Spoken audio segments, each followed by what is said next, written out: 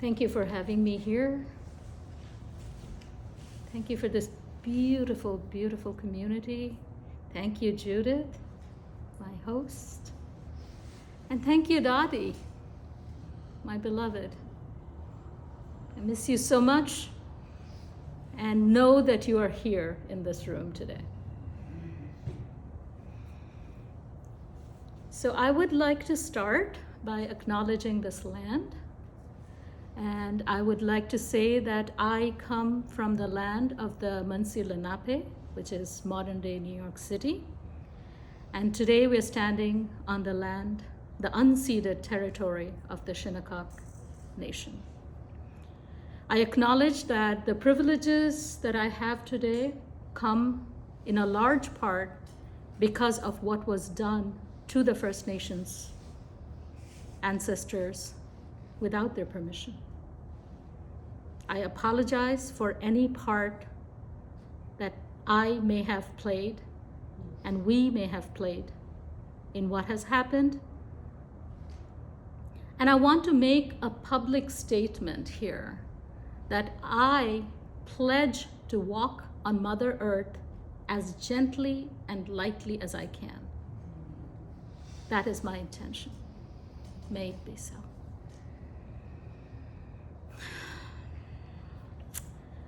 Okay, so I was told that the theme for this month is consciousness. And my monkey mind went straight here. Consciousness lives in my head. All right? And then I felt into it and I said, no, maybe it lives in my heart. Maybe it lives in my gut. But I was still stuck in this skin sack. That was all that I thought when I thought of consciousness. And then I realized that, especially over the last couple years, I've really been trying very hard to decolonize my mind, to get rid of the structures that have been put in there without my consent for a long, long time. And I started to think about the First Nations people all over the world, not just here, anywhere in the world. We look at the indigenous people and we hear that the whole world is kin. We hear about Brother Fur and Sister Violet. We hear about Father Sky and Mother Earth. We are all kin. And how would it be if I did not place my consciousness in this skin sack, but thought of this consciousness that pervades everything? And that's when I thought about the work of somebody that I love. Her name is Suzanne Simard, and she is a professor of forestry at the University of British Columbia. And interestingly, she is a granddaughter and a daughter of loggers. And she came up, in her research, she came up with this phrase, the wood wide web. Just like the World Wide Web, she came up with this concept of the wood wide web, which some people have also called the underground internet. And what that is if you look at an old growth forest, not a planted forest, but an old growth forest, what you find is that the trees, they look like individuals, but underground, there's this massive network of the roots of different trees, often communicating with each other, and they're connected together by fungi. And this by fungi, what we mean, if you walk in the forest, you see these mushrooms growing. Those are the fruiting bodies of the fungi. Those are the fruiting bodies that we see on the surface. But underground, there's these thin strands that are all dispersed. They're called mycelia. The individual parts are called hyphae, the thin threads. And these actually form symbiotic relationship with the roots. Some of them actually move into the root cells. And there were already some work going on before Suzanne started her work, primarily in London. And what they had found in labs is that if you had two saplings that you were growing and they were planted in the same soil a distance apart, and you injected one of them with a radioactive tracer, you could actually find sugars with that radioactive tracer in the other plant. So people had realized that there was this connection going on underground. Suzanne brought that into the forest and planted these different kinds of trees. And she had some amazing insights into how these forests work as one living being. And that's the thing. So yes, each of these individual trees and the forest as a living entity. And that's where I came up with the theme for my talk today, which is standing like a tree, standing as a forest. A meditation on the I and the we consciousness. And I want to note that I'm speaking about I and we, not I or we, not I versus we, because both are important. So one of the things that Suzanne's research found is that if you map these underground, they're called mycorrhizal network, and the word mycorrhiza comes from mykos in Greek, which means fungus, and rhizae means roots. So it's root fungus system. And if you map these over the forest, what you find is like any other internet, there are these hubs. There are these places where there are much stronger connection, much larger networks, much more widely spread network in certain parts of the forest. And when she looked where these are, they were the oldest and the tallest trees. And Suzanne Simard calls them the mother trees. And these trees, so that is where the I is important. Because these are the trees that have been here a long time. Their roots go deep, deep, deep, get to the place of these underground rivers and underground waterways that the younger trees may not be able to access. And their canopy goes up above the rest of the canopy so they can always catch the sunlight. And then these mother trees make, so the job, if we think about it, every living thing is possible because the trees fix carbon. So they take carbon dioxide, they photosynthesize, they make sugars, and these sugars make everything else possible. So through this mycorrhizal network, with what is known is that they will transfer these sugars to, for example, the mushrooms that we see, the fungi. And the fungi, in return, provide things like phosphorus and nitrogen, which the tree needs to make this food. And one of the things that was really fascinating in her research was how if you had a forest that had Douglas fir and that had birch trees, because in the logging industry, Douglas fir is what's wanted because it brings money. Paper birch, not so much. So a lot of the logging practices are to clear cut forests and only keep the fir. And they were finding that the fir was actually not doing so well. So Suzanne and her colleagues found that what's happening is that during winter and fall, when the birch had no leaves, the Douglas fir was making sugars and transferring it to the birch. And then in the summer and spring, when the birch had a lot of leaves, it was giving back to the Douglas fir. And not only were they transferring, and of course, the taller trees, the mother trees, one of their jobs was to give these sugars to the trees that in the forestry language, they call it the understory. So basically, smaller plants that can't reach up and get the sunlight. So literally, the mother was feeding the kids so that they could grow. And the other thing they found was that it was not just nutrients that were being transferred. If some trees in the forest got infested with some bugs, some insects, they would actually produce chemicals to fight against those insects. And they would send those chemicals through the mycorrhizal network so that the neighboring plants, neighboring trees already knew the infection is coming, and they were upregulating those chemicals themselves. So the entire forest would be safer. And again, I just want to remind us that the forest here is a metaphor of how we can live in community. And one of the lessons that I think we're learning from Suzanne Simard's work and other people now, and she has like 2 generations of students and postdocs who are now doing their own work, which is all fascinating.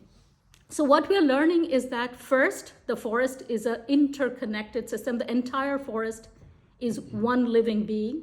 As much as individuals are extremely important, if you clear-cut forests, and especially if you clear-cut these old ancestral trees, it's much harder for the forest to recover. Because one of the things that she believes, the data is coming in, it's not yet, like not everybody buys even this, but is that these old trees, these mother trees, which have lived for hundreds, sometimes thousands of years, have gone through many climate episodes. And they have epigenetic information in them that told them how that they learned by overcoming those climate catastrophes. So one of the really amazing things from Suzanne Simard's work is not only when the mother tree is alive, is she doing all of this, but when she's dying. So in a forest, a tree does not die quickly. It dies in over decades. And as she dies, she dumps most of her carbon content into this mycorrhizal network. So her children are fed, and possibly also this epigenetic information that tells you how you can survive a climate catastrophe. So there's a whole lot that we can learn from these forests about how we can live. And one of them, of course, is honoring the elders, honoring the ancestors. So I want to, I know I have about 8 minutes left, and I want to change gear because I want to tell you a story at the end. And it's a long story, it's about 8 minutes long. And it's a gorgeous story that I came across. So it's an interesting thing because it comes from this indigenous Australian idea of dreaming and dream time.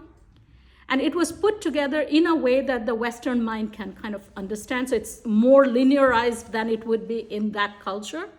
And it was presented in the International Scottish Storytelling Convention in 2015.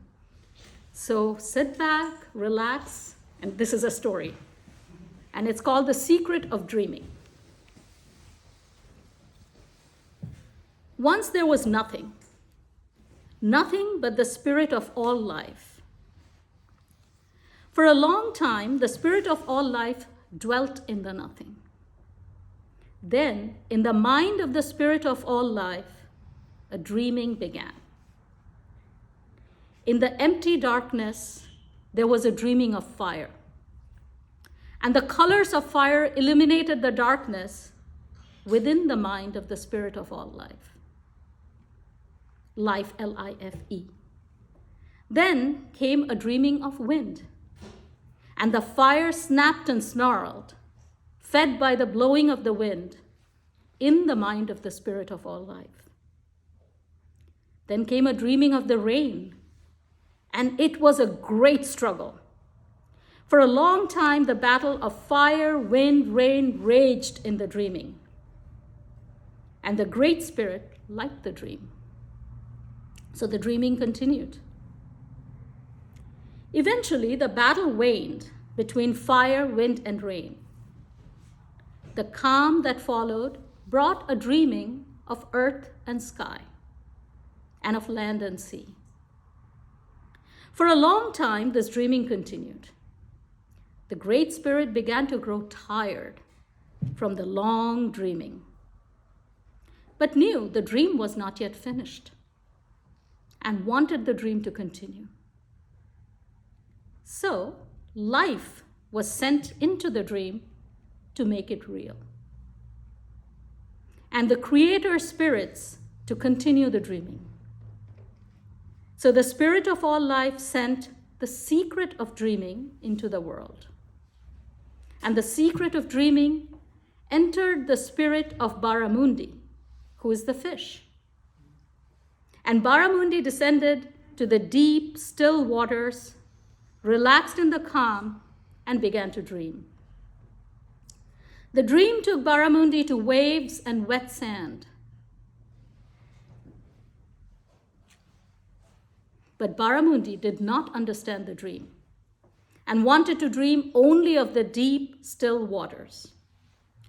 So Baramundi passed the secret of dreaming to the spirit of Kuriki, who is the turtle. Kuriki paddled out of the waves, settled onto the wet sand, and began to dream. Kuriki dreamed the smoothness of pebbles and the warmth of the sun. But Kuriki did not understand the dream and wanted to dream only of the waves and wet sand. So Kuriki guided the secret of dreaming to the spirit of Bogai, who's the lizard. Bogai climbed onto a bed of pebbles, felt the sun's heat upon his back, and began to dream. This dreaming flew Bogai through the clear sky by the lift of the wind. But Bogai did not understand the dream and wanted only to dream of smooth pebbles and sunshine. So Bogai ushered the secret of dream to the spirit of Bunjil, who is the eagle. Bunjil harnessed the wind under her wings and soared into the cloudless sky and began to dream. Bunjil dreamed of tall trees and the blanket of night sky.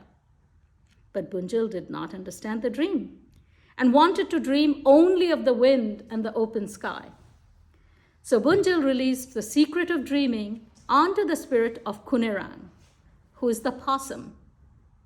Kunerang scampered into the tallest trees, lost herself in the twinkling of stars, and began to dream.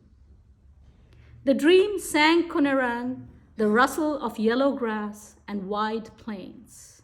But Kunerang did not understand the dream and wanted to dream only of great trees and the blackness of the night. So Kunerang allowed the secret of dreaming to pass to the spirit of Ganguru, which is the kangaroo. Ganguru leapt high above the yellow grass, contemplated the wide plain, and began to dream. The dreaming tickled the ears of Ganguru with music and song and laughter. But Ganguru did not understand the dream and wanted to dream only of broad plains and swaying grass. So Ganguru handed the secret of dreaming to the spirit of humanity. And man and woman walked across the land and saw all the works of creation given life by the dreaming of the mind of the spirit of all life. Woman and man heard the chorus of birdsong at dawn, saw the red sun eat the horizon at dusk, and began to dream. They dreamed of joining in the music of dawn birds, of dancing with the head-bobbing emu, and of sinking into ochre with the sunset. They dreamed also of the laughter of children, and man and woman understood the dream. So they continued to dream, and dreamed again all the dreams that had come before. They dreamed of the deep, tranquil water, of the waves and damp sand, of the rocks and sunbeams, of the clear sky and breeze, of the trees and the night sky, and of the plains of yellow grass. And woman and man learned through the dreaming that all creatures were their spirit cousins, and that they must protect the dreaming of all life. And they dreamed of their child, who they knew would soon come. They dreamed of how they would teach these secrets of dreaming to this child who was not yet born. Then the great spirit of life knew at last that the secret of dreaming was safe. Being tired from dreaming of creation, the spirit of all life entered the land to rest and recover. That is why now, when the spirits of all creatures become tired, they join the spirit of life in the land. This is why the land is sacred. And man and woman must be its caretakers, just as they protect the secret of dreaming. Thank you.